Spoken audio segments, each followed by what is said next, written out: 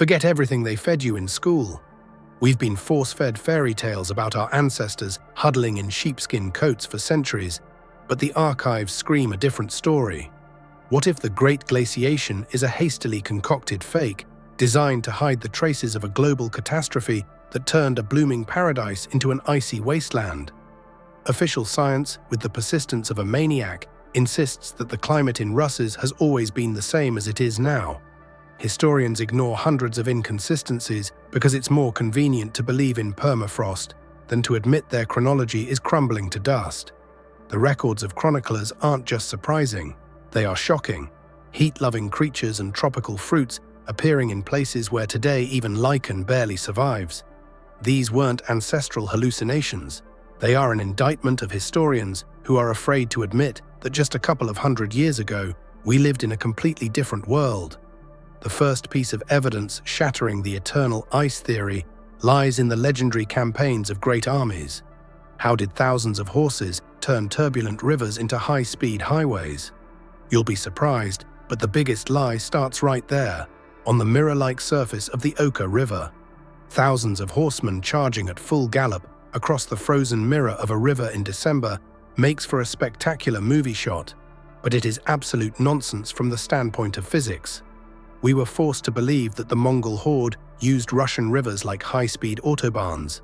But anyone who has seen a real winter understands that a massive historical hoax is buried here.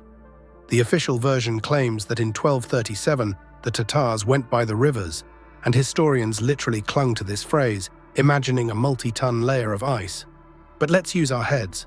I personally crossed the Oka in February after a brutal frost of -32 degrees Celsius had held for 2 months. And what did I see?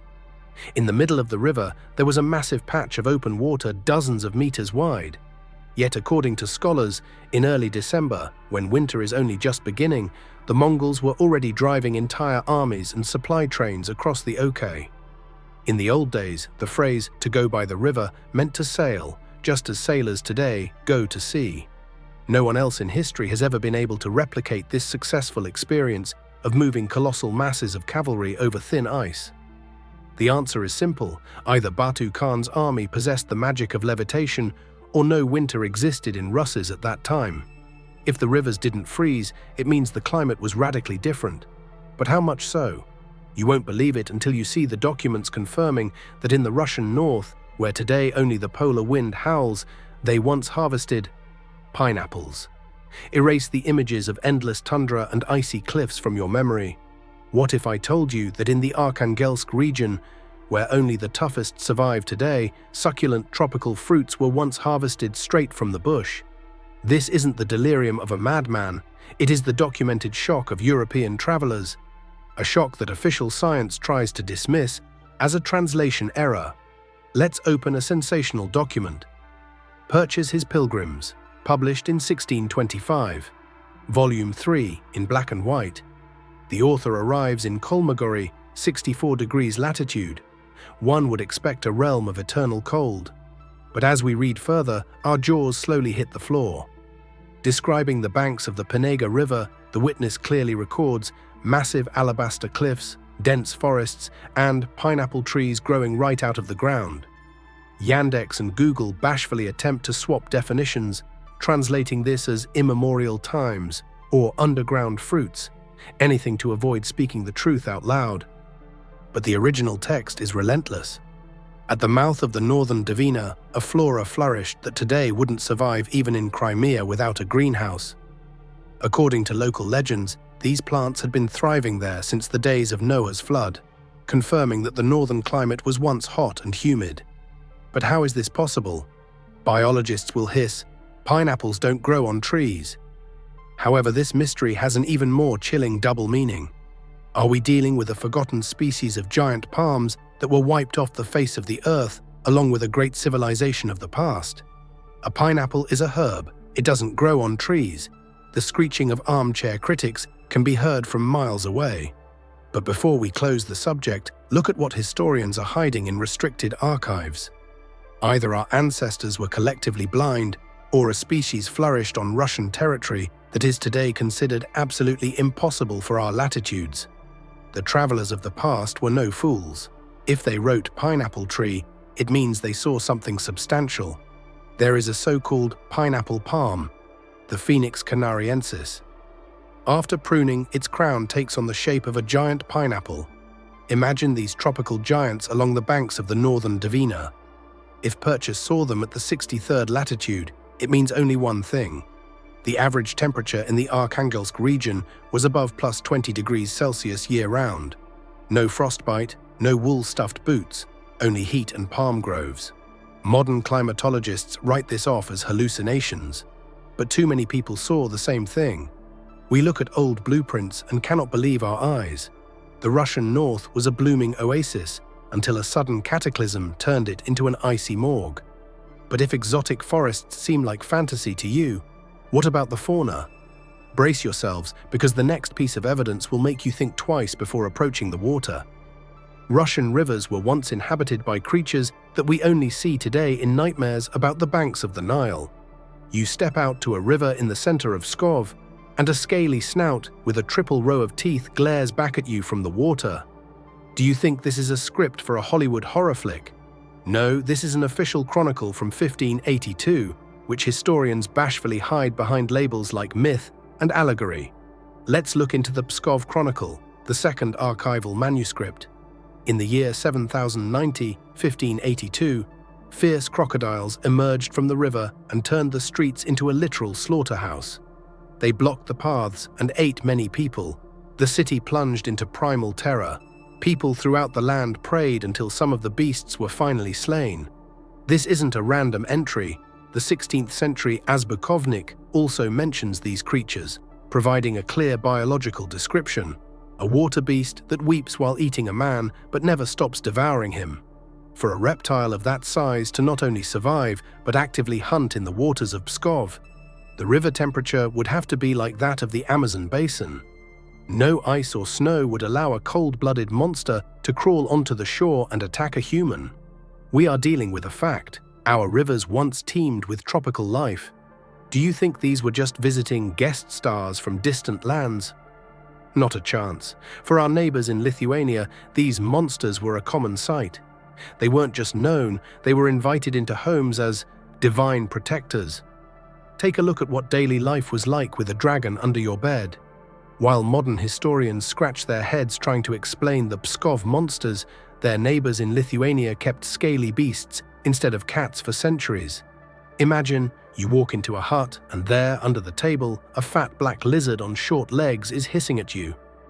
This isn't the delirium of a sci-fi writer, it's the everyday reality of the 16th century, documented by an ambassador of the Holy Roman Empire. Sigismund von Herberstein, who visited these lands in 1526, left records that would give modern biologists a nervous twitch. He describes the region of Samogitia, where people collectively worshipped creatures called giwoites. These were snake-like reptiles with 4 legs, resembling lizards but with massive black bodies. Householders performed cleansing rituals and fed these beasts like domestic deities. The whole family would watch in fear as the house dragon crawled out to its bowl of food. Any misfortune in the house was blamed on the deity being poorly fed. These creatures required heat and moisture that today in Lithuania can only be found in a terrarium. Yet back then, they bred right in the forests and under the floorboards. But if you think these were harmless little lizards, listen to the report of an English agent. He encountered such a curiosity on an ordinary road, and the consequences of that meeting nearly cost him his life. What kind of biological weapon was hidden inside these Russian crocodiles? An ordinary trip along the roads of the Polish-Lithuanian Commonwealth turned into a true nightmare when an English diplomat's carriage stumbled upon the rotting corpse of a monster. Forget the smell of rotten fish. This was a chemical strike that nearly sent a high-ranking official to the afterlife. What kind of creature could poison the air of an entire village with its breath even after death? In 1589, Jerome Horsey, an agent of the English trading company, was traveling from Poland to Russia. After crossing one of the rivers, his men discovered a poisonous dead crocodile on the bank. Without a second thought, the servants decided to rip open the monster's belly with spears. The result was catastrophic. Such an unbearable stench spread across the area that Horsey instantly felt symptoms of severe poisoning. He lay in a nearby village for several days, balancing on the edge of life and death, and only through the Christian help of the locals did he manage to pull through. This testimony is officially recorded, yet historians studiously ignore it. After all, if crocodiles of that size were lying around on the roads between Poland and Russia, it means the climate map of Europe at that time was painted in bright red tropical colors. But if crocodiles in our rivers are a shock, what about jewels? Brace yourselves, for we are about to demolish the myth that one must sail to the Indian Ocean for high-quality pearls. In the Russian north, they were once shoveled up by the bucket load, and this puts a final nail in the coffin of the fairy tale about eternal frosts. Are you used to the idea that for real pearls, one must dive to the bottom of the Indian Ocean, risking life among sharks? Toss those images out of your head. Just a couple of centuries ago, Russian peasants collected elite pearls in ordinary buckets from northern rivers, where today the cold makes your teeth ache. What kind of magic caused precious shells to multiply on an industrial scale where ice now reigns? Mikhail Lomonosov himself described a fantastic scene in his works. Northern rivers were literally teeming with pearl mussels. These were not isolated finds, we are talking about a mass industry. In a report to the Office of the Academy of Sciences, he clearly records that the pearls in Kamchatka and the northern rivers are true and good. They were pulled up from rafts using ordinary poles, simply by spotting them on the bottom through the crystal-clear water. Lomonosov personally observed how in the Kola fortress and on the northern Dvina, harvesting was done in such volumes that pearls became commonplace. For the Margaritana pearl mussel to produce a high-quality product, the river water must be not just clean, but consistently warm. Today's icy streams of Karelia are a death sentence for the mollusk, yet back then, the rivers were a cradle for jewels. But the most striking thing is not the quantity, but the quality. European experts of the time were furious. Russian pearls turned out to be superior to those from the East. What secret did the German rivers hide, and why did a pearl in the mouth of a mollusk play like a living creature? Russian pearls are whiter and nobler than those of the East. This verdict from the Academy of Sciences in 1745 sounded like a slap in the face to overseas merchants. But behind the dazzling luster lay a physiological anomaly. For a pearl to reach such perfection, the mollusk requires conditions that are simply impossible in the Russian north today. We are dealing with biological proof that our rivers were hot. Ancient documents describe an almost mystical process. German and Russian pearl fishers noticed that in clear weather, during the morning dew, the shells would slightly open, and one could see the living creature inside literally playing with the pearl in its mouth. These are signs of an active metabolism that shuts down the moment the water temperature drops, even by a couple of degrees. Real pearls are a finicky product of heat. Biologists confirm that when cooled, the mollusk begins to produce acid, which instantly corrodes the mother of pearl, making it cloudy and cheap. However, history has preserved reports of exquisite pearls from Lake Ladoga, which Finnish peasants presented annually to the future Empress Elizabeth Petrovna. These were not accidental finds. It was a well-regulated harvest in water that at the time knew no ice. But where did this wealth go? Why do we find only pitiful empty shells in northern rivers today, listed in the Red Data Book? The answer is terrifying. The climatic strike was so sharp that nature simply did not have time to adapt. But who flipped the switch on global heating? If pineapples flourished in Russia, crocodiles frolicked in Pskov, and northern rivers yielded tons of choice pearls, then our entire official history is just a backdrop, hastily cobbled together to hide the traces of a monstrous catastrophe. Why do the textbooks remain silent about the time when the Arctic was a resort? Who benefits from us believing we are inhabitants of an eternal glacier? Connect the facts we have unearthed today. The sudden disappearance of toothy reptiles from the Chronicles, the death of pearl colonies, and the transformation of the blooming gardens of Pinega into a barren tundra. This is not the gradual climate change that scientists mumble about. It was a climatic collapse, as sharp as an axe blow. They tell us about the Little Ice Age, but that is merely a pathetic attempt to mask something more frightening. Judging by the records of our ancestors, as recently as 300 to 400 years ago, the planet's temperature regime was completely different. We see traces of a global substitution. Mentions of warmth were scrubbed from archives, word meanings were rewritten, and eyewitnesses were declared madmen. It was a purging of memory so that new generations would not even dare to dream of returning to that golden age when the earth gave fruit on its own and the rivers gave precious stones. We have reached the very edge of the abyss. But before we finish, I will ask you one question that will forever change the way you look at a common snowdrift outside your window. Are you ready to admit that we are merely shadows of great ancestors surviving on the ruins of paradise?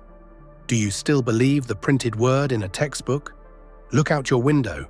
What you've grown accustomed to calling the harsh Russian winter is merely a scar on the planet's body, left behind by an unknown cataclysm. We were forced to take pride in surviving the cold so that we would forget our right to prosper in the heat. Today, we've run a logical audit on the most uncomfortable pages of history.